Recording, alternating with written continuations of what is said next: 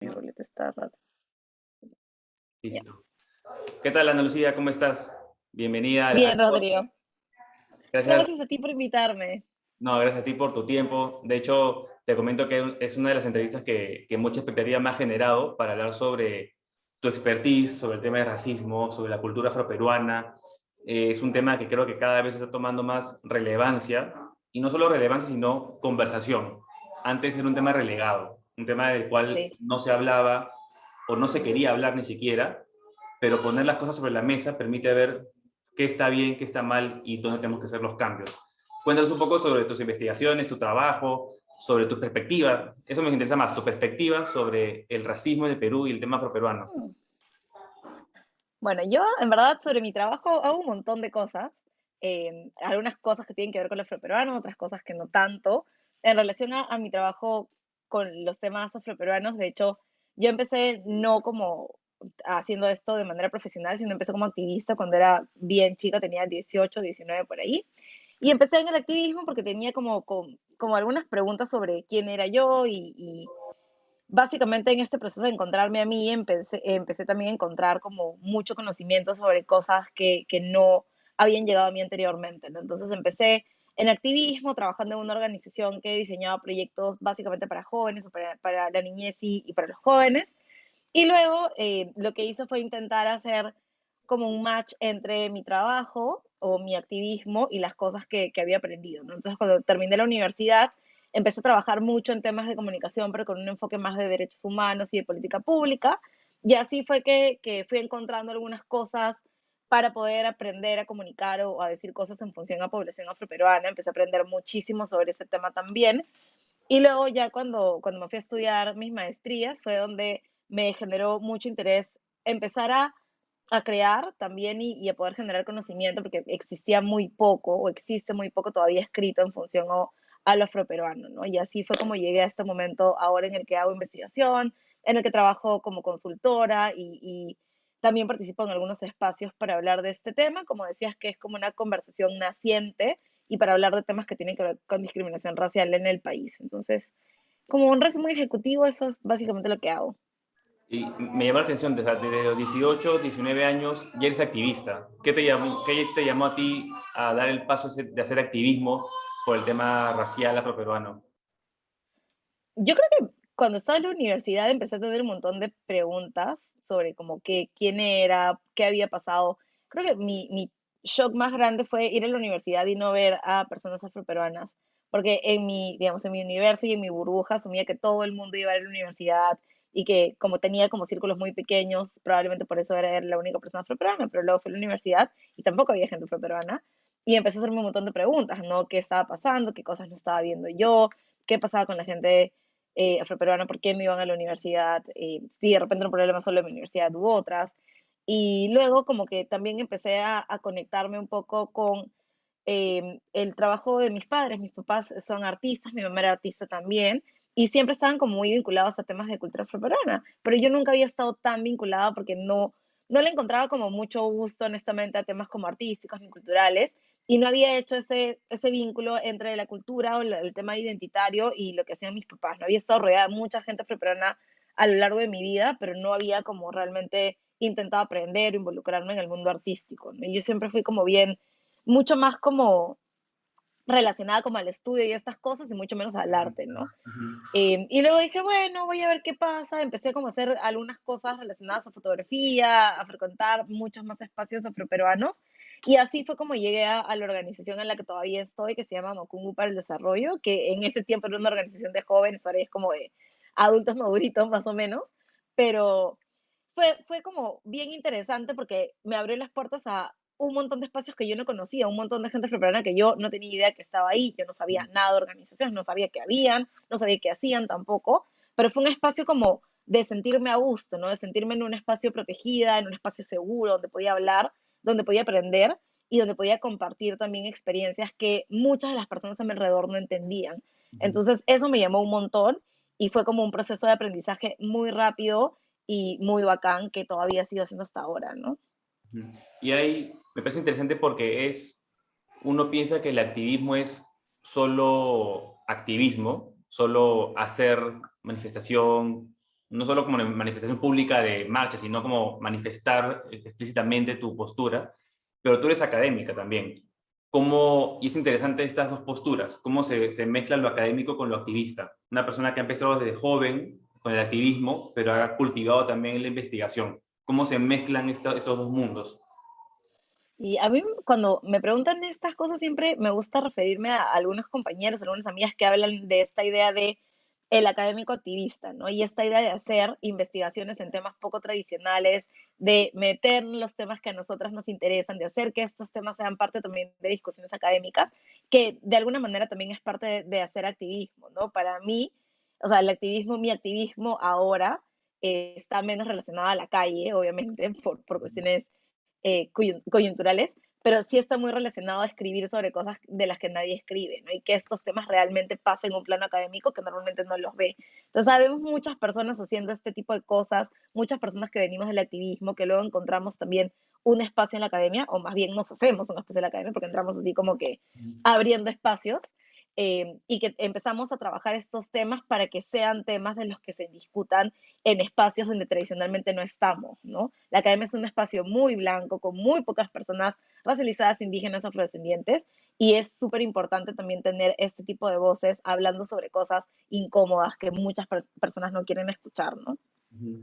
¿Y cómo, con tu experiencia de activismo, de investigación, cómo dirías tú que es ahora, Perú, octubre 2021 o noviembre, cuando ya vaya a salir el podcast de repente, octubre, noviembre 2021, cómo es la condición o la situación de una mujer afroperuana en Perú? Es complicado. Yo no sé en realidad si existe una situación única de las mujeres afroperuanas, ¿no? Creo que igual dentro de esta idea de mujer afroperuana hay muchas cosas que tienen que ver o que pueden modificar la situación que tenemos, ¿no? Yo soy una mujer afroperuana, digamos, en el marco de la pandemia soy académica, hago consultorías, tengo un trabajo fijo, soy una mujer que vive en un espacio urbano que además ha tenido acceso a un montón de privilegios. Entonces, claramente mi situación no es igual a la de una mujer afroperuana en un espacio rural que probablemente no tiene servicios básicos, que probablemente no tiene acceso a, a la salud. Creo que es bien complejo, ¿no? Que hay muchísima diversidad también eh, en las mujeres afroperuanas. Tiene que ver también con el entorno, con dónde nos hemos criado, en algunos casos sí, en algunos casos no, pero también tiene que ver con estas condiciones estructurales que muchas veces pueden predisponer la situación o la trayectoria de vida que pueden tener, ¿no? Entonces hay muchas cosas que entran a tallar cuando hablamos de la situación de las mujeres afroperuanas. Algunas las pasamos un poco mejor, algunas no tanto, algunas las pasan muy bien también, y en realidad depende mucho del contexto, del entorno y de las oportunidades que podemos haber tenido, ¿no? Porque no todas las mujeres privilegiadas venimos de un espacio de privilegio, no todas hemos nacido con una serie de cosas, oportunidades que se nos dan, pero sí hemos tenido a lo largo de nuestro camino algunos espacios que se nos han ido abriendo por nuestro talento, por contactos, por personas que han visto oportunidades y han dicho, estas son las personas correctas, y ahora estamos en el espacio en el que estamos, ¿no? ¿Y tú crees que es interesante el tema de privilegios? Porque muchos pensamos que el privilegio es como heredado por un contexto económico, familiar, etcétera, un apellido, pero es un privilegio social también, Uh porque -huh. pueden verme a mí, bueno, yo no, pero otra persona blanca, rubia, y automáticamente otorgarle un privilegio por ser blanco o Exacto. rubio. Uh -huh. ¿Tú crees que en algunas condiciones o situaciones de mujeres afroperuanas con privilegio, existe todavía ese prejuicio de, por el simple hecho de verlas, mujeres afroperuanas, automáticamente es como que, ok, te quito el privilegio por más que lo tengas o lo hayas tenido, por el simple hecho de ser mujer afroperuana? ¿Existe Creo ese? que es bien complejo porque, o sea, pasa un montón. Y de hecho, en algún momento he tenido discusiones con algunas compañeras, con algunas amigas, porque en algunos casos se cree que las mujeres afroperuanas que estamos en una posición de privilegio pasamos por menos discriminación, ¿no? Que tenemos menos experiencias de discriminación, que la tenemos más fácil, que se nos hace mucho más, que se hace muy poco usual que tengas o experimentes discriminación. Pero de hecho, y es algo que yo pienso con lo que digo que siempre vengo debatiendo con algunas compañeras, creo que mientras estés en espacios que son tradicionalmente en los que menos se piensa que vas a estar, puedes pasar situaciones mucho más complicadas, ¿no? Entonces, claro, para mí, para algunas otras compañeras que están en espacios académicos o que están en espacios profesionales o corporativos, probablemente es igual de complicado el estar expuestos a situaciones de discriminación porque no se espera que estemos tradicionalmente en esos espacios, ¿no? Entonces siempre vamos a ser la persona que resalta, ¿no? Entonces hay muchos ojos en nosotras, hay muchas o pocas expectativas en nosotras a veces que tienen que ver con que seamos mujeres afroperuanas, ¿no? Con lo que se espera, con lo que se piensa de nosotras y con lo que se espera que podamos dar en estos espacios también. Entonces siempre es como bien, bien complicado, siempre es como bien ansioso. A mí siempre me da como ansiedad entrar en esos espacios donde no veo absolutamente a nadie afroperuano porque siento que siempre voy a estar ahí, voy a ser la chica afroperuana, la persona afroperuana, la que está ahí, que no sabe muy bien qué está haciendo ahí. Entonces, es complejo, ¿no? Creo que a pesar de tener estos privilegios, a pesar de tener muchas ventajas por nuestra formación o por otras cosas, sí puede pasar que somos las que destacamos y no necesariamente por algo positivo. Ujú. Claro, y además tú mencionabas como mucha expectativa o poca expectativa, que puede ser como los polos opuestos. O tengo los ojos en ti porque espero mucho, porque no sé si es que lo que digo está bien o mal, pero porque eres diferente, o espero poco Exacto, porque ya te asigno un prejuicio. Pero es muy polarizado, exacto. es como estándar por lo general. Sí, o sea, puede pasar, ¿no? Que digan, espero poco de ti porque tengo un prejuicio y no sé por qué estás aquí, pero luego es como, espero un montón de ti porque si estás acá en este espacio que no es para ti es porque debe ser como que extraterrestre, ¿no? Claro. Y eso lo que hace también es que nos pone una presión tremenda, y es algo que he conversado también con varias personas, porque nuestro estándar cuando estamos en estos espacios es ser excepcionales. O sea, yo no puedo ser una persona regular porque no, o están pensando muy poco o están pensando mucho. Entonces, esta idea de la excelencia para combatir la discriminación nos pone una presión horrible, ¿no? Esta idea de no puedo fallar, o eres la única persona africana que está acá, o eres la primera que está acá, es bacán, pero también te pone un montón de presión encima porque no sé, o sea, si lo hago mal, le cierro la puerta a todo el mundo que viene detrás, si lo hago súper bien, de repente igual, a pesar de eso, va a haber como un prejuicio sobre mí, ¿no? Eh, eh, Mira, nunca lo había visto así, pero es súper interesante porque, claro, por ejemplo, me pongo en el caso de que contrata a una persona afroperuana, se generan expectativas positivas, porque nunca ha habido una persona afroperuana, le va mal, no porque sea afroperuana, sino porque de repente no era el espacio No para esa sé, pues. persona, porque no tiene la capacidad, o simplemente no le fue bien. Pero se genera el prejuicio de, ah, mira, esta persona afroperuana, o van a usar otros términos más despectivos, no le fue bien, evaluemos si es que tenemos que buscar a alguien con mismas características. Claro, sí, solo puede pasar, ¿no? Entonces, es esta idea de qué pasa si lo hago mal. Casi no hay como un espacio para fallar, ¿no? Mm, Y fallar es también a veces necesario, pero hay tanta presión y es algo con lo que hemos crecido, al menos yo he crecido así y algunas de las personas más cercanas a mí que son afroperuanas también, ¿no? Esta idea de tienes que ser el mejor o tienes que ser la mejor. Y además que esto viene acompañado de, siempre van a haber personas buscando discriminarte, buscando tratarte mal, buscando excluirte, necesitas ser la mejor para que no tengan excusa para hacerlo, ¿no? Y uno crece pensando que tiene que ser la mejor en todo y que esa es la única manera de lidiar con un problema que ni siquiera depende de ti, ¿no? claro. Y eso es como añadirle más presión, o sea, como, me imagino que es una A presión, tu vida, o sea, uno ya vive estresada por otras cosas. claro, o sea, suficiente presión con el prejuicio que hay de las personas de afuera, como para cargarme una presión interna en mi día a día. Exacto, o sea, tienes que lidiar contigo y tienes que lidiar con lo que la gente piensa de ti. Y no puedes fallar, porque luego si fallas, ¿qué pasa? ¿No? Como decías hace un ratito, ¿qué pasa si me contratan y hago algo mal y luego ya no quiero contratar a nadie afroperuano, ¿no? Y luego van a decir como que todos los afroperuanos trabajan súper mal porque una chica vino acá, trabajó horrible. Entonces uno tiene que siempre estar haciendo lo mejor, porque esa creo que es la única manera también de abrir la puerta para que entren más, ¿no? Para que Ujú. uno no esté sola tampoco.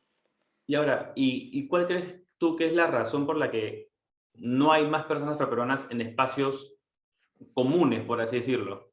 Porque me pongo a pensar y creo que conozco.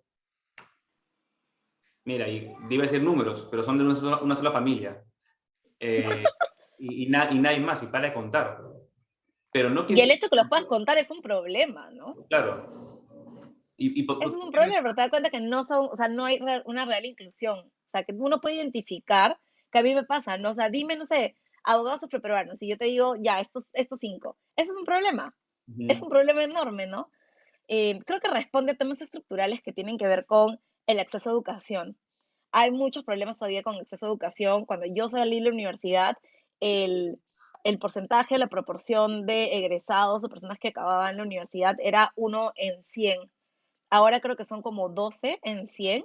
O sea, ha habido un avance interesante en los últimos años, pero igual el problema es un problema grande, ¿no? Entonces, claro, tienes una generación como de 30, de inicios de los 30, 30 y tantos, que son súper poquitos, son un grupo bien pequeño de profesionales afroperuanos que todos se conocen, además, o casi todos, porque hay muchísimos problemas estructurales que tienen que ver con el acceso a educación, con otras prioridades que se tiene, con ambientes de pobreza también y con experiencias de discriminación. O sea, yo he escuchado desde, me han dicho que nosotros no vamos a la universidad o yo quise estudiar tal cosa y a mí me dijeron toda mi vida que yo no servía para eso o que no servía para la universidad, entonces lo dejé y me dediqué a hacer otra cosa.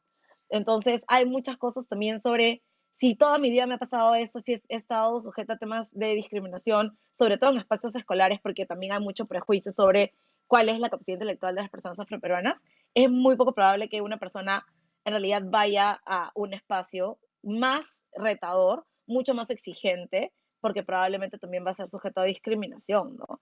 Y sí, pues sí, sí pasa, porque los que hemos ido a la universidad sabemos que hay un montón de prejuicios también sobre quiénes somos, ¿no? Y probablemente siempre somos como los únicos en nuestras clases o nuestras promociones, somos bien poquitos, ¿no? Ujú. Y una pregunta, regresando un poco a la parte de activismo, no activismo necesariamente, pero en tu transición, ¿cuándo fue el momento en el que tú dijiste, o qué experiencia pasaste, o qué viste en la que dijiste, esto tiene que parar, acá yo tengo un rol importante para hacer algo en este cambio? Creo que mi momento eh, epifánico, creo que se dice en español, fue este tema de la universidad. Le dije, oye, ¿qué fue? Literalmente. Porque dije, ay, yo, ¿por qué nunca tengo ningún amigo afroperuano? Dije, pucha, no sé, seguramente en la universidad, que es un espacio enorme, van a haber un montón de estudiantes afroperuanos.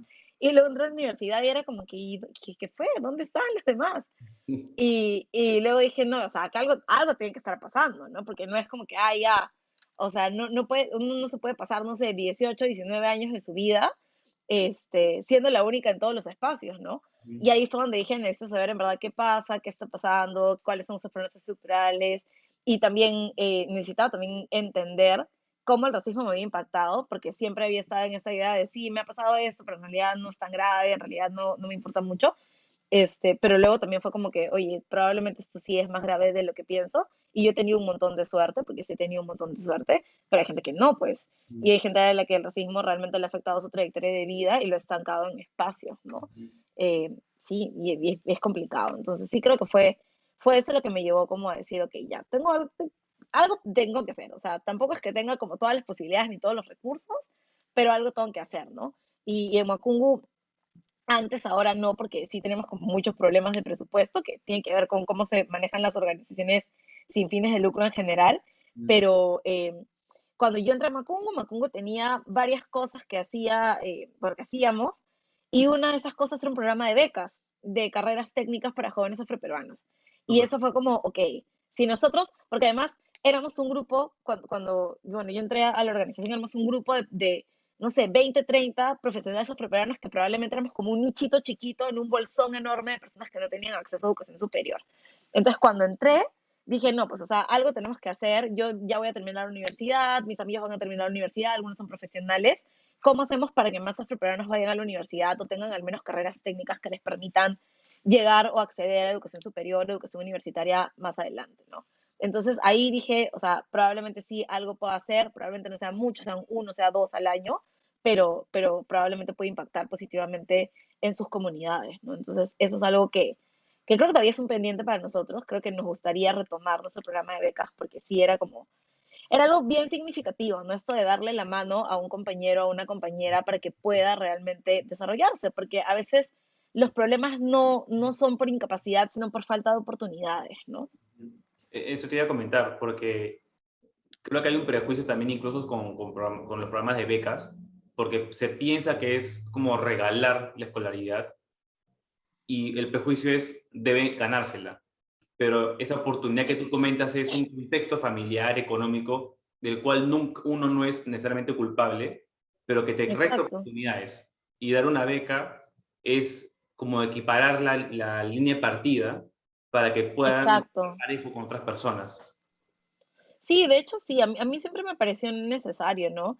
Entonces, claro, yo siempre he pensado, o sea, ¿qué hubiera pasado si mis papás no me hubieran pagado la universidad, ¿no? ¿Qué hubiera hecho? Y algo que creo que pensé un montón cuando ya empecé con este proceso de introspección era que para mí era bien normal yo terminar el colegio e ir a la universidad. O sea, era una línea directa, ¿no? No había esta idea de qué tal si no voy, qué tal si mis papás no pueden. No, o sea, jamás pensé en no ir a la universidad y Ujú. mis papás tampoco dijeron en algún momento hay una posibilidad de que no vaya, ¿no? Entonces, cuando, claro, veo que hay un montón de personas que se ven como yo, que sí tienen, o que, digamos, solamente tienen una opción súper chiquita de ir a la universidad y que no están pensando en lo mismo que yo estaba pensando, claramente entiendo que hay una brecha en temas de oportunidades, ¿no? Que Ujú. obviamente las oportunidades que yo tengo, yo no vengo de un contexto familiar tampoco sumamente aventajado, mis papás se esforzaron muchísimo y pasaron muchas penurias para pagar la universidad, pero digamos, esta oportunidad que yo tenía y esta ventaja que yo tenía era que mis papás efectivamente sí estaban pensando en eso, porque además sabían que era la única manera que yo tenía de poder tener movilidad social, ¿no? De no estar en un espacio inestable, de no estar en un espacio informal y de tener posibilidades de desarrollarme, ¿no? Y a veces esas oportunidades no las tienen todos los jóvenes afroperuanos por problemas de discriminación, por problemas de pobreza, porque tienen que trabajar en su casa, porque en el caso de las mujeres por temas de embarazo adolescente también, en el tema de, si hablamos de personas afroperuanas que están fuera de Lima, en contextos rurales, porque tienen que trabajar en la tierra, o porque no tienen universidades cerca. Entonces, si tienen que ir a la universidad, significa que tienen que dejar de trabajar en el día para poder ir a la universidad y les genera más un gasto que un beneficio, ¿no? Claro. Entonces, hay un montón de cosas que hacen que una persona no vaya a la universidad, que no solamente tienen que ver con, no quiso, ¿no? O tiene que ganarse esto. Claro. Creo que todas las personas que quisieran ir a la universidad deberían, ¿no? Pero muchas veces lo que te separa de una persona que tiene una mejor vida son las oportunidades a las que tienes acceso, ¿no? Eso es súper interesante, pues, y esas oportunidades es trabajo como de la sociedad, de los organismos, incluso de la empresa, de las personas, tú les das igualdad de oportunidades. Tú comentaste algo que me quedó resonando, el impacto del racismo en ti. Eh, Porque si es que el tema no está sobre la mesa, es difícil ponerle palabras a las cosas y Sí. poder decir, esto fue racismo, esto fue, esto fue bullying, esto fue, etcétera. Pero cuando empezamos a conversarlo y a analizarlo, empiezo a identificar y decir, ok, esto que fue racismo me impactó de esta manera. ¿Cuál fue tu proceso para entender o qué encontraste cuando identificaste cómo impactó en ti el racismo? A mí me pasó, creo que algo que le pasa a un montón de gente, aquí voy a hacer como mi equiparación con las cosas que decía Victoria Santa Cruz, de esta idea de yo no sabía que era negra hasta que alguien me lo dijo, ¿no? Ujú. Es claro, tú estás en un núcleo familiar llena de amor, con personas que te quieren, con familia que te quiere, y una familia que nunca te va a decir, eres diferente, no eres diferente y chao. Y luego sales de esa burbuja, de ese núcleo, y siempre hay personas que están dispuestas a decirte que eres diferente, y que te van a hacer sentir que eres diferente y que está mal que seas diferente. Entonces, claro, mis encuentros siempre con el racismo tienen que ver con espacios fuera de mi núcleo familiar, ¿no? Espacios como el colegio, que eran como los espacios más crueles, en algunos casos la universidad, me ha pasado también buscando trabajo en espacios laborales, no tanto porque en verdad sí he sido bien suertuda, pero me ha pasado muchas veces, ¿no? Y muchas veces uno dice, ok, ya, no voy a hacer esto, o voy a tener estrategias para contrarrestar lo que las personas me dicen con algunas otras cosas, pero sí te das cuenta que efectivamente eso impacta porque uno se termina preguntando, o sea, ¿será que, o sea, yo, mi sola existencia está mal? O sea, Ujú. ¿será que, o sea, me pasaba a preguntar, me acuerdo preguntarle a mis papás, yo por qué era negra, ¿no? Papá, ¿por qué yo soy negra? ¿Y Ujú. por qué las otras personas no son? ¿Y por qué dicen que yo, o sea, que yo estoy mal o que no, que yo soy fea o que soy bruta o lo que sea, ¿no?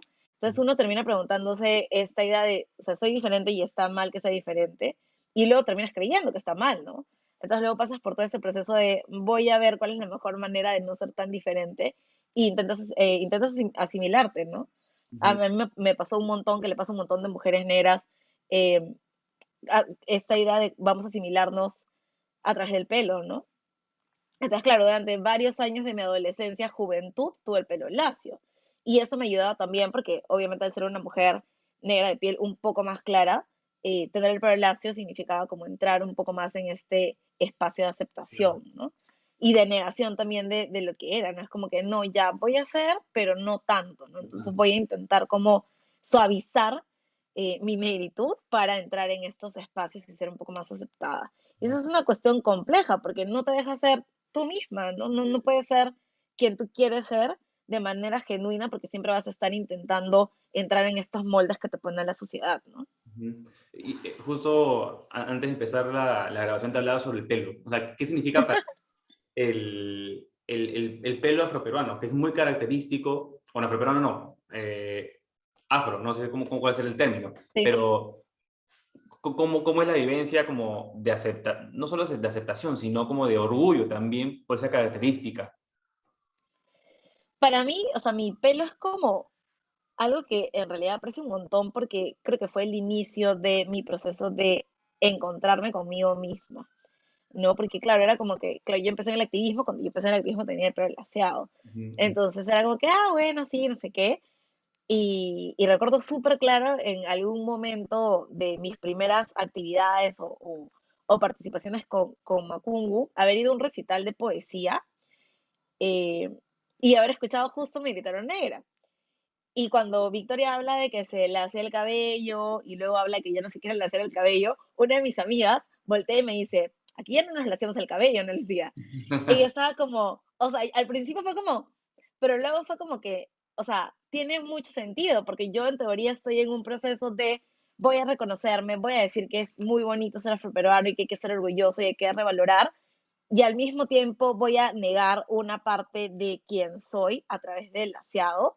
Entonces sí sentí que era como bien contradictorio y me tomó un poco de tiempo, me tomó como unos meses decidir ya no lasearme el pelo, pero luego cuando lo hice, sentí que ya estaba como más conectada con mi ser genuino, ¿no? De esto es lo que soy, este es mi cabello, está bien que mi cabello sea así, mi cabello no es poco profesional, mi cabello no está desarreglado, mi cabello no está despeinado, eh, no me lo he dejado así porque no tengo plata, que me preguntaron en algún momento también, era como que te falta plata para el aseado, era como que no, ¿En serio? de hecho me ahorro mucha plata laseándomelo porque me sale muy caro.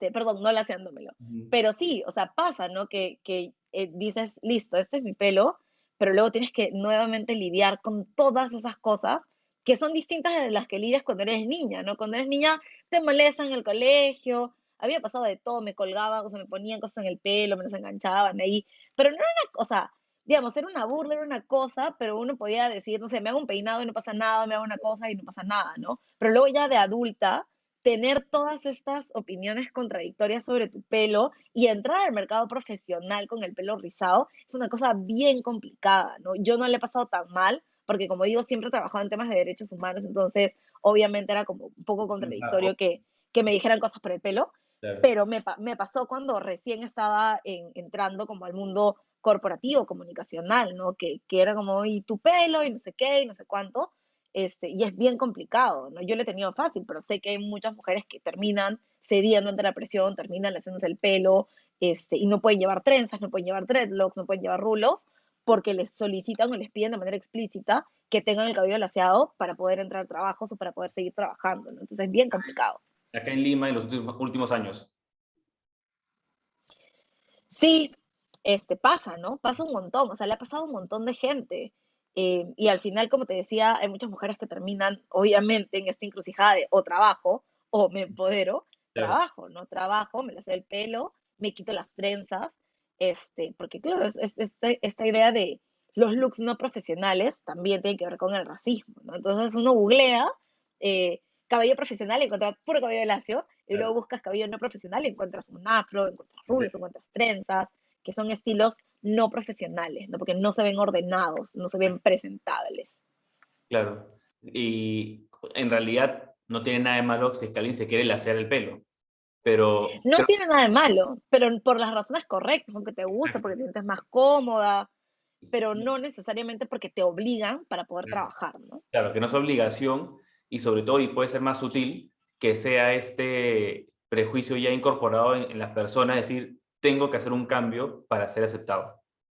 Y Claro, porque, o sea, uno no debería, o sea, deberían, y ese tema también de aceptar la diversidad, ¿no? No solamente te acepto mientras tú encajes en lo que yo quiero, sino te acepto como eres. tal cual como eres, sin pedirte un cambio. Y ahorita que comentaste el ejemplo de estas molestias de colegio, secundaria, universidad, trabajo, me pone a pensar que uno puede, entre comillas, entender o querer justificar qué pasa en el colegio porque te molestan por cualquier cosa. Ujú. Y los niños no tienen control, no se miden. Entre comillas, entendible. Pero claro, que ya vaya pasando a su universidad es como que, ok, ya falta madurar un poco, pero que llegue al trabajo todavía es como, ok, ¿qué está faltando para que en un ámbito laboral podamos ser un poco más respetuosos de las diferencias? ¿Qué tenemos que hacer ahí en el espacio corporativo, laboral? Es bien complicado porque, claro, o sea, en el colegio lo que pasa, y yo creo que en general lo que pasa es que en el colegio uno no tiene filtro, no eres niño, y puedes decir lo que quieras. Y luego dicen, ah, pero son niños, que tampoco es una gran justificación, pero son niños, no son niños, o ya son adolescentes, lo que sea. Pero luego lo que vamos haciendo es moderando el tono, pero lo que tenemos o los sesgos que tenemos no cambian, ¿no? Lo que haces es como encontrar maneras o estrategias discursivas para que no suene tan feo lo que quieres decir, pero finalmente el trasfondo es el mismo. Entonces, claro, como te decía hace un rato, tenemos que pensar en cómo realmente apelamos a valorar la diversidad como es, ¿no? A veces pienso en esta idea de inclusión y me termina sonando como, o sea, no me termina cerrando mucho porque es como, esto de yo te incluyo no necesariamente significa yo te acepto como Claro. eres, sino te incluyo mientras tú entres en el molde que yo espero. Si no entras en el molde que yo espero, no te voy a incluir tanto, me vas a parecer problemática, voy a decir que reniegas mucho, que haces problemas por todo, que hablas muy alto, que Ujú, gritas mucho, que eres muy conflictiva, que no me gusta tu tono, ¿no? ujú, Entonces no estamos hablando realmente de inclusión, sino de este proceso, nuevamente, este proceso horrible de asimilación, ¿no? De tú tienes que ser así para que te incluyamos, para que nosotros seamos súper diversos, pero no necesariamente te estamos aceptando en tu complejidad, ¿no? O en tu magnitud. Y creo que eso es algo que tenemos que empezar a cambiar también, a cuestionarnos en relación a estas ideas de la inclusión y qué hacemos cuando incluimos a las personas que no están necesariamente incluidas. Y claro. luego también de construir nuestros sesgos, ¿no? Porque todo el mundo tiene.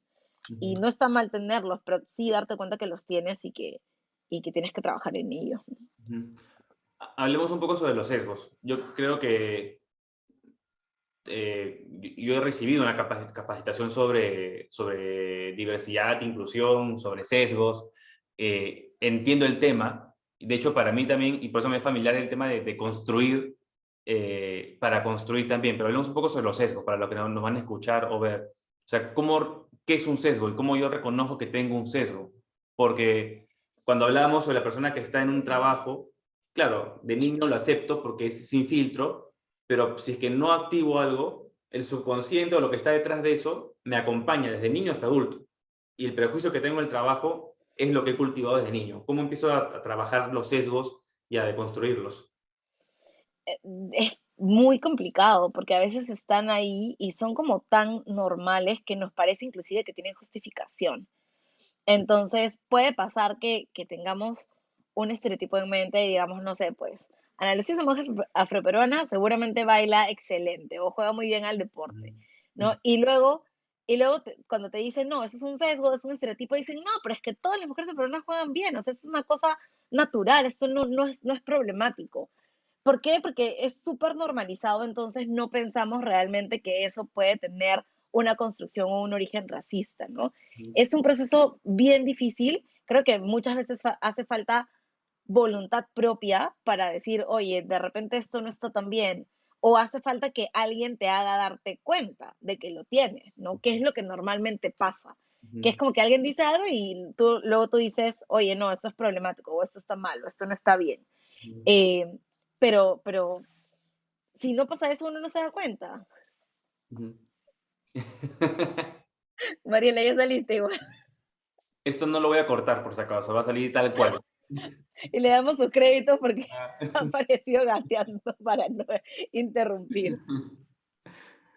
Y, y te iba a comentar que es, me fui un poco, pero el sesgo, claro, si es que no me lo, si es que alguien no me lo advierte, e incluso por la sociedad limeña, hablando en Lima, que es el entorno en el que yo vivo, hablando de Lima, la sociedad limeña que es muy políticamente correcta y no te dice las cosas para no quedar mal, porque prefiero cuidar las formas. ¿Cómo digo las cosas? ¿Cómo digo, oye, no está bien eso, me paro, me voy, digo que no? ¿Cómo hacer eso? Yo lo digo nomás. Yo tengo las licencias para decir, yo lo digo. Ajá. O sea, a veces digo como que, oye, mira esto de pronto, pero en verdad qué pereza estar dando vueltas. Los limeños somos bien que nos gusta dar vueltas en círculos y no decimos las cosas. Entonces, no sé, por ejemplo, tienes que decirle algo que no es tan bonito a alguien y dices, oye, mira, tú sabes qué ha pasado tal cosa. Y le haces como que, o sea, eso es como una revisión de antecedentes antes de decirle las cosas de frente. O sea, ya, no sé. Creo que ya o sea, a medida que he ido creciendo y teniendo más edad, es como que qué pereza estar mandando a decir, ¿no? Entonces sí digo como que, oye, tu comentario es racista. Y luego la gente se queda como, pero ya, pues, o sea, tampoco uno no va a estar todo el tiempo, porque además te gastas palabras por las puras, ¿no? Cuando puedes decir, en verdad, esto es racista y es racista por esto, ¿no?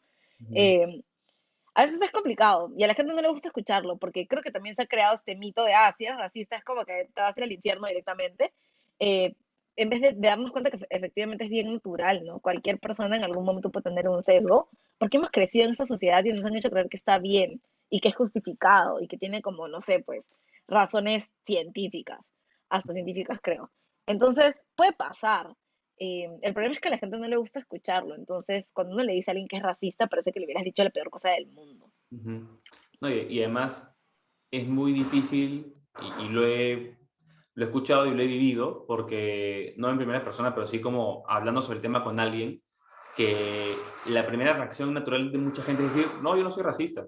Es como que, no, no, mira, tengo amigos de toda clase, de toda raza, etcétera. Es como que no, pero es más complicado cuando es más inconsciente todavía. Siempre la gente está negando, ¿no? Y dicen, no, yo no soy, es imposible. Eh, y siempre la excusa es como, ay, no, yo jamás, yo tengo, como tú dices, tengo muchos amigos diversos, bla, bla, bla, bla, bla. A la gente le cuesta un montón, ¿no? En vez de decir, oye, sí, ¿sabes qué? Hice esto es lo que yo había aprendido, nunca me lo había cuestionado antes, ahora me lo voy a cuestionar, voy a hacer mejor. Ujú. Que digamos que creo que es un espacio también para equivocarse. A mí me ha tocado por mi trabajo también revisar, analizar varias de estas crisis que se generan en temas de reputación de marca y tal. Y las marcas nunca admiten que tienen problemas, nunca dicen yo he tenido un problema o he sido racista. Las personas tampoco, casi ninguna persona. Pero luego cuando ves una disculpa sincera, una disculpa realmente que va a reconocer el error, uno sabe que ahí hay una oportunidad para construir algo, ¿no? Ujú. Porque tampoco se trata de que alguien hace algo racista, cancelado, se acabó, no le hablamos nunca Claro. más, lo eliminamos de la sociedad, sino que se trata también de, ok, si estás dispuesto, dispuesta a reconocer que efectivamente has tenido un error, a partir de eso hay una oportunidad de construcción. Tenemos la oportunidad de construir algo. Pero si en realidad vas a vivir negando esto, vas a vivir echándole la culpa a la otra persona, vas a vivir diciendo que tú nunca quisiste, que porque no quisiste, no lo hiciste, o vas a decir que si se ofendió a la persona es su problema y no el tuyo, no hay mucha oportunidad ahí para poder construir, ¿no? Por más que uno quiera tener un diálogo con alguna persona que en algún momento ha cometido un acto racista. Ujú. Y ahorita que hablaba sobre pedir disculpas, se me vino a la mente hace poco hiciste un post en Instagram sobre blackface, ahora que estamos en todo el contexto de Halloween. Halloween. No sé si que habrán fiestas por el contexto COVID, pero me imagino que habrá gente que se disfrazará. eh, y hay de todo. Hay gente que dice como que, ok, lo entiendo, pero otros como que déjame disfrazarme lo que sea. ¿Qué es blackface y por qué no está bien? Blackface es una técnica de caracterización que se hizo popular entre el siglo XIX y el siglo XX, que de hecho tiene un origen terrible, ¿no? Estamos hablando de un contexto en Estados Unidos en el que las personas afroamericanas no podían participar de ningún tipo de espectáculo ni de ningún tipo de de representación artística por justamente la segregación que había. Entonces, lo que teníamos era que las personas que sí ocupaban esos espacios artísticos, teatrales, etcétera, eran personas blancas de descendencia europea, que lo que decían era, bueno, vamos a representar a la población afroamericana, pero no la vamos a representar porque forma parte de la sociedad, no la vamos a representar porque somos muy inclusivos, sino que vamos a utilizar sus imágenes para hacer comicidad a partir de eso. Entonces se pintaban la cara, se pintaban las manos también, todo lo que fuera visible a través de la vestimenta, y luego también utilizaban algunas cosas como por ejemplo para ensancharse las narices, para pintarse los labios de color rosado muy pálido, para hacer este tipo de mofa de la cara de las personas afroamericanas, ¿no? Esto obviamente venía acompañado de algunas cosas performativas, como la manera de caminar, la manera de hablar, y se generaba comicidad a partir de la ridiculización y la humillación de las personas negras, ¿no? Así fue como se generó el blackface, digamos, ese es el origen, pero luego lo que vemos son como las manifestaciones modernas, ¿no? Que dicen, bueno, voy a representar a alguien afroperuano, afrodescendiente, afroamericano, etcétera, pero no voy a tomar como elementos, digamos, comunes de su personalidad, de quiénes son, sino que me voy a pintar la cara porque es lo más fácil y porque esa es la única manera de generar una representación auténtica, ¿no? Se pinta en la cara, en el Perú al menos se venden estas pelucas de afro, se venden estas mascaritas que tienen como labios grandes, se venden un montón de estas cosas porque se cree que esa es la manera más adecuada de poder representar a una persona afroperuana, ¿no? Y es bien problemático porque creo que para mí es deshumanizante, ¿no? Entonces, hace un tiempo estaba como conversando con algunas personas sobre esto y hablaba sobre esto hemos pasado de la deshumanización, de la esclavización, a la deshumanización a partir de blackface, porque que tú tomes el color de piel de alguien, que tú tomes los rasgos físicos de alguien como si fueran una cosa, finalmente no tiene nada que ver con el respeto, sino que finalmente termina siendo deshumanizante, no eres menos que humano, como no te considero como un humano igual a mí, voy a tomar lo que a mí me parezca que tengo que tomar de ti, me lo voy a poner y luego cuando me aburra me lo quito, ¿no? Y me lo voy a poner para generar entretenimiento a partir de lo que yo veo en tu cuerpo que me parece chistoso. Entonces es un proceso bien deshumanizante, es un proceso violento y obviamente es bastante racista, pero desafortunadamente en el Perú todavía no se entiende por qué no podemos hacer eso, ¿no? Que es esta pregunta, ¿yo por qué no puedo hacer blackface? ¿Yo por qué no me puedo pintar la cara? Yo me puedo pintar de lo que yo quiera, ¿no? Pero al final terminas contribuyendo, pues, a esta idea de, o sea, tu cuerpo es lo que sea, me lo voy a poner, me lo voy a quitar cuando a mí me parezca, ¿no? Y además me pone a pensar ahorita un ejemplo, y esto me lleva a la siguiente pregunta. Por lo general nadie se pinta de blanco para caracterizar a una persona blanca. Exacto. O sea, yo me he disfrazado pocas veces porque mis papás, recuerdan, son artistas, entonces en mi casa Ajá. se les celebraba el Día de la Canción La Criolla. versión criolla, Nadie claro. se disfrazaba. Pero cuando me he disfrazado probablemente de personajes que no eran afrodescendientes. Y yo nunca recuerdo que mi mamá me haya dicho, píntate la cara de blanco porque se vea Claro, más auténtico. claro. Entonces, ¿por qué si podemos pintarnos la cara de negro porque se vea más auténtico? Pero tienes un montón de gente que no es blanca, que nunca en su vida se le pasa por la mente pintarse la cara de Claro, blanco. claro. Así de ridículo se ve. Ujú. Y eso me lleva a la pregunta, el racismo, el conocido o mal conocido racismo inverso. Eh, Cuando he hablado con algunas personas, es como que, sí, no sé, yo era del colegio tal, un colegio conocido de clase alta, y cuando jugaba fútbol, a mí me fauleaban más porque yo era de clase alta, y no como las demás personas. Es como que, ya, ok. Puede ser que sea una parte de bullying, pero ¿cómo entenderlo? O sea, eso es un prejuicio, ¿no? El prejuicio existe, los prejuicios raciales existen, los estereotipos se generan a partir de todas las personas. Ujú. Pero eso no te va a significar una afectación real en tu trayectoria de vida. Y cuando hablamos de racismo estamos hablando de cosas estructurales que impactan en el ejercicio de derechos, que impactan en el acceso a oportunidades, que impactan en la trayectoria de vida de una persona, ¿no? En ese sentido, no podemos hablar realmente de racismo inverso. Además, creo que hay que entender que el racismo funciona justamente en base a una jerarquía que siempre va a poner a las personas blancas en la punta de la pirámide.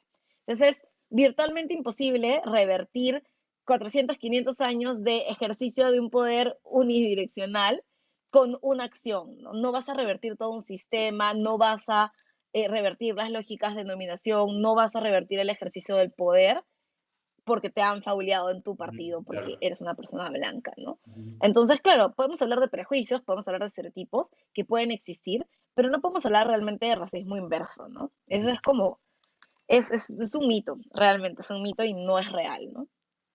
Mira, eso es nuevo para mí, porque hay una diferencia entre racismo, prejuicio, y hay una diferencia entre una acción puntual, concreta, a algo sistematizado, como Exacto. instaurado socialmente.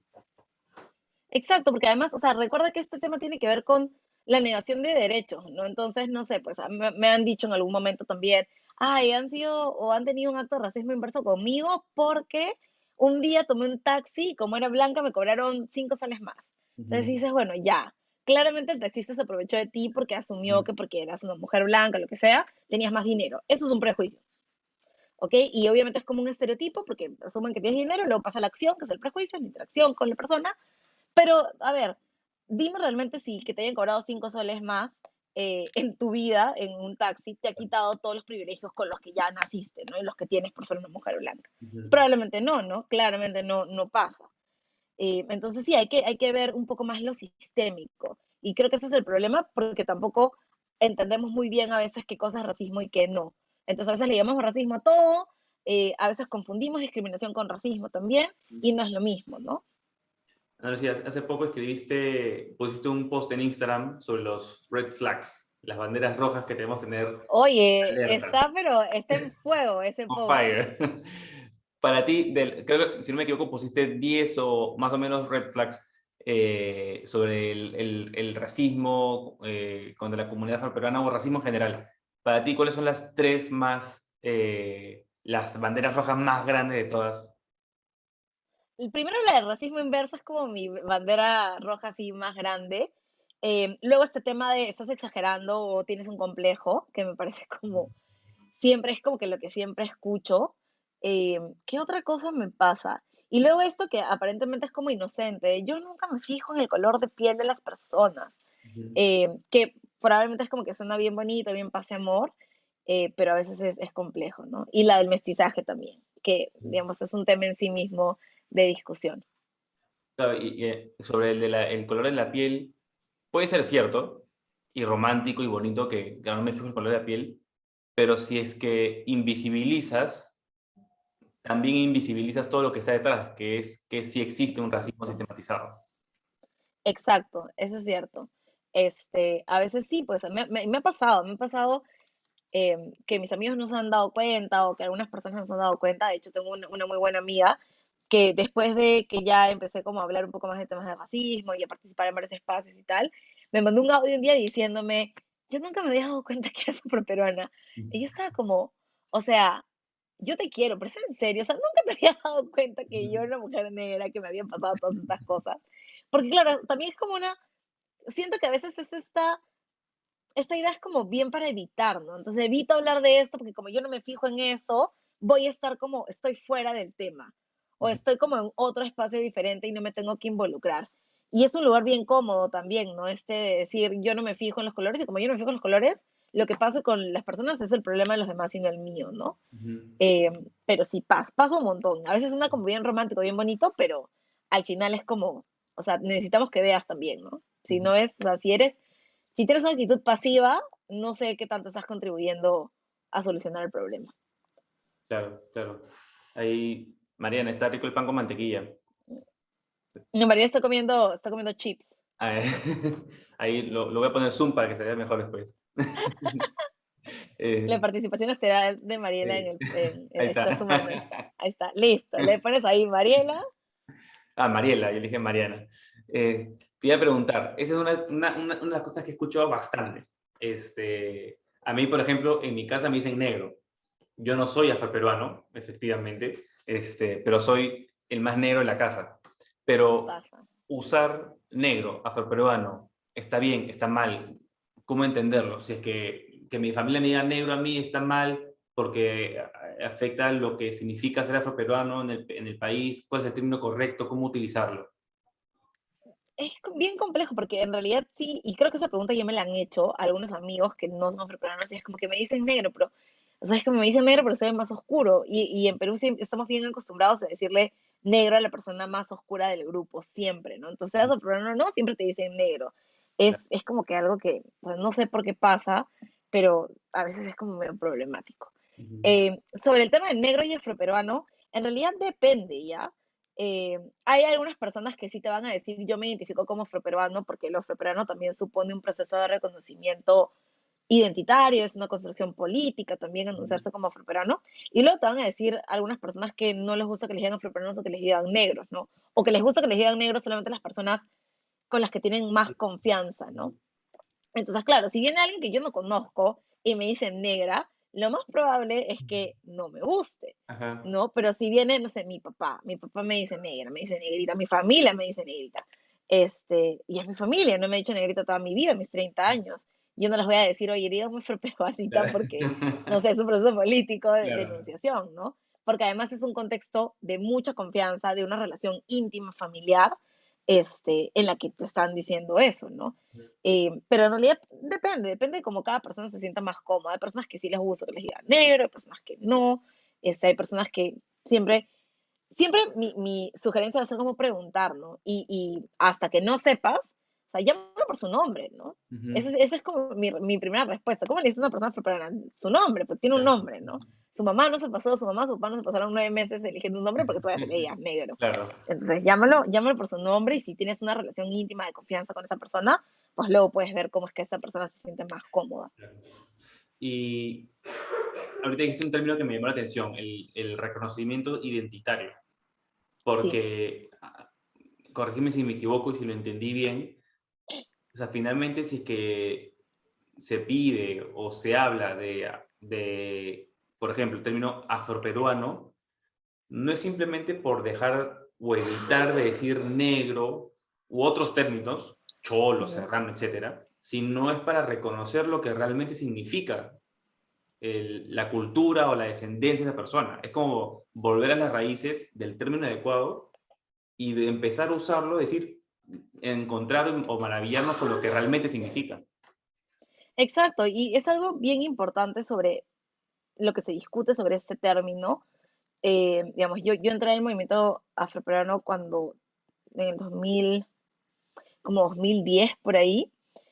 Y recién, o sea, recién habían pasado algunos años desde que se había comenzado o se había como universalizado la utilización de afroperuano. Y de hecho, o afrodescendiente. Y de hecho eso es algo relativamente nuevo, tiene como 20 años y tiene, digamos, como fecha clave el 2001. De hecho, este año se conmemoraron 20 años de la conferencia de Durban, que fue una conferencia muy importante donde se hablaban de temas de discriminación, de racismo, y donde hubo una gran cantidad de personas afrodescendientes que en ese momento decidieron enunciarse políticamente como afrodescendientes, ¿no? Siempre se habla de esta idea de entramos negros, salimos afrodescendientes, ¿no? Y algo bien valioso que yo escuchaba de las conversaciones de personas que estuvieron ahí, que me parece lo caso, es esta idea de, por primera vez en nuestra historia, tuvimos la oportunidad de nombrarnos a nosotros mismos, ¿no? Siempre habíamos sido nombrados por otras personas. O sea, habíamos sido africanos, luego habíamos sido negros, luego habíamos sido mulatos, luego habíamos sido zambos, pero todos esos nombres nos habían puesto en función a cómo nos veíamos o cómo la otra persona nos veía. Nunca había habido realmente este proceso en el que nos dijeran, tú cómo quieres llamarte. Y cuando te dicen tú cómo quieres llamarte, te devuelven tu poder. Te Ujú. devuelven el poder de enunciarte, el poder de reconocerte, el poder de resaltar en ti lo que quieras resaltar, ¿no? Y en este caso, lo afrodescendiente, lo afroperuano, lo afroamericano, lo afrocolombiano, etcétera, es poderoso porque reconoce efectivamente tus orígenes y tu ancestralidad, ¿no? Esta idea de yo vivo aquí, aquí nací, aquí me desarrollé, pero mis ancestros vinieron de otro lado. Y no vinieron de otro lado porque quisieron, no los trajeron en Europa, no vinieron en Iberia, son víctimas de un proceso deshumanizante, un proceso violento, un proceso genocida, y eso es algo que también tenemos que honrar, ¿no? El proceso, la memoria, los dolores, las muertes, y es algo que todo eso se condensa en reconocernos como afrodescendientes, ¿no? Reconocer el pasado y también reconocer que a pesar de que estamos en diferentes territorios alrededor del mundo, tenemos un origen único, nos reconocemos un origen único Ujú. y reconocemos también el aporte que ese origen tiene en las culturas de las naciones. Eso me pareció súper interesante, nunca lo he escuchado y hace mucho sentido de cómo por mucho tiempo, años o siglos, se era denominado por otros y la identidad te era impuesta, más que asumida o reconocida, autoasumida y reconocida. Y si no me equivoco, en los últimos dos censos en el Perú que tuvimos, el penúltimo preguntaba por qué raza eres y Sí, bueno, dejaba creo. una lista, y el último tuvo un cambio, que era cómo te autoidentificas. Identificas. Entonces es súper interesante porque ya empiezas tú a decir, ok, puede ser que ya sea una mezcla de muchas razas, culturas, etcétera, pero dentro de estas yo me autoidentifico como tal. Y tiene Exacto. mucho valor eso también, porque te da a ti el poder de decir, como tú decías, yo soy de esta manera. Exacto, y es bien interesante, pero al final creo que fue bien problemático lo de los censos porque nadie entendía por qué era necesario tener la información, ¿no? Entonces hay un montón de gente que decía, me da pereza, o hay gente que decía, ay, pero todos somos mestizos en el Perú, y luego había gente que decía, pero ¿por qué tengo que preguntarme qué cosa soy, qué flojera, ¿no? Pero para algunos grupos, como los afroperuanos, como los niqueis, los tusanes, sí es importante, ¿no? Porque obviamente tenemos una conexión con nuestra cultura, ¿no? Y Ujú, además, otra cosa sobre este tema del negro y afrodescendiente es que no solamente te nombran, sino que te colocan todo un conjunto de valores y categorizaciones a partir de lo que eres, ¿no? Entonces eres negro, digamos, desde que te nombran negro, primero eres un ser sin alma, porque desde que te nombran es como que eres un esclavo, eres negro, no tienes alma, luego no tienes cultura, no tienes tradiciones, no tienes formas de relacionarte. Entonces, básicamente eres un color de piel, ¿no? No tienes mucho más que ofrecer ni mucho más que dar. Lo afrodescendiente reconoce cultura, reconoce tradiciones, reconoce aportes, reconoce algo que va mucho más allá del color, ¿no? Por eso, como bien decías, cuando te preguntan qué cosa eres o cómo te identificas por tus costumbres y tus ancestros o ujú. ancestras, tú puedes realmente reconocer que puedes verte de cualquier color, pero tu cultura, tus tradiciones están relacionadas a un grupo en específico. Y eso es bien valioso y bien interesante, ¿no? Ujú, súper. Y ya para ir cerrando un poco, vuelvo al Instagram. Tuviste una participación en un libro. Cuéntanos sobre ese libro, sobre qué escribiste. Sobre el de la revolución en la Tierra. Sí, ese, ajá. Nada, el libro fue súper loco porque, bueno, a mí obviamente me gustó la Revolución en la Tierra, como todo el mundo, lo he visto varias veces, me pareció chévere, y luego me escribieron, y yo dije, ¿por qué me están escribiendo la gente de la Revolución en la Tierra? Eh, y me invitaron a escribir un artículo, un ensayo corto en realidad, sobre esta idea de la revolución imaginada, ¿no? Que básicamente era repensar cómo se ve la revolución, cómo se ve la revolución desde lo afroperuano, ¿no? Desde el lugar que tienen los afroperuanos. Y yo, de hecho, trabajo mucho con este tema de cuáles son las imágenes o de qué manera se ven los afroperuanos o no se ven dentro de los medios de comunicación, dentro de varias plataformas, plataformas digitales, tradicionales, no tradicionales. Y me invitaron a escribir un artículo en función a eso, a cómo pensamos o cómo repensamos las representaciones o cuál es el lugar que tienen los afroperuanos en medios y qué podemos hacer para cambiar o para empezar a reescribir estas formas en las que se ven, ¿no? Entonces, claro, Gonzalo Benavente, que es el director de La Revolución en la Tierra, me pidió que partiera de un documental que se llama Color de Mujer, es un documental bien viejo, es como de los 80 por ahí, de Nora de Iscue. Y es un documental bien bacán porque habla de el lugar que tiene el campesinado, los campesinos afroperuanos, que es Ujú, algo de lo que nunca se discute, ¿no? Cuando pensamos en los campesinos, pensamos en campesinos indígenas claro. principalmente. Nunca pensamos en campesinos afroperuanos. Y de hecho, una de las críticas que habíamos hecho, habíamos tenido un intercambio interesante con Gonzalo en algún momento, era que la película, el documental, dejaba fuera la situación de los afroperuanos. Y Ujú, habían afroperuanos que habían estado afectados también por la revolución, por la reforma agraria, perdón. Entonces, claro, era esta idea de qué pasa, por qué no están, y a partir de eso creo que fue interesante también tener esta invitación, esta apertura a dialogar sobre por qué no están, cómo deberían estar, qué pasa con el campesinado afroperuano, por qué no se habla de los campesinos afroperuanos, y sobre eso escribí.